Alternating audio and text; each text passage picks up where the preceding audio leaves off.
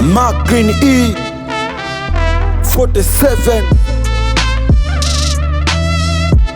huku harakati huku mziki. Shule alikuwa fiki, anaishia njiani, anajipigia tiki mitihani, haelewi habiliki, kila siku mikiki mtahani. Mama akisema pike, anafanya fujo nyumbani. Elimu akaikataa, akaona aina maana, akadili na mitaa. Rafiki yake marijuana, babake alimkataa, muda mwingi aligombana. Ukimtuma na goma, ukimfosa na kula kona. Walikosa cha kumfanya, mwana ndiye kitinda na akakosa cha kufanya. Vingi akafanya vya ujinga, kila kitu anakijua, unachojua yanapinga.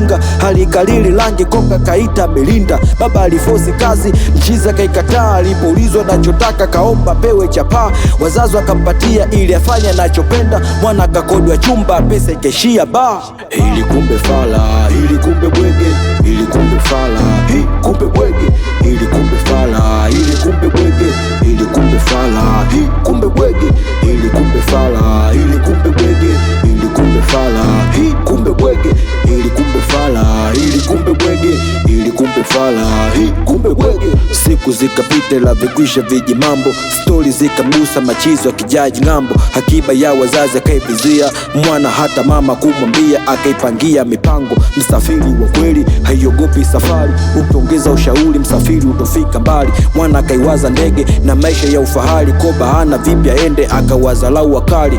Kichwani mawazo haibe hela hili ondoke, ringtone text kaingia kwenye simu, ongela umeshinda milioni 30. Mwana hakuamini kuona nyingi tarakimu, kwa kuwa alikuwa bwege. Hakaiwaza faida, hasiondoke kizembe za nyumbani, pia kaiba pesa za nyumbani, akamaliza maskani. Akajitamba kwenye simu na nyingi faida, pombe zikamzidi, akazidi kuwa fala. Ndipo akawaonesha wana ile meseji aliyotumiwa, hakuamini alichokisikia. Oya mwanetu, hii siyo mchongo, wamekufoa dia.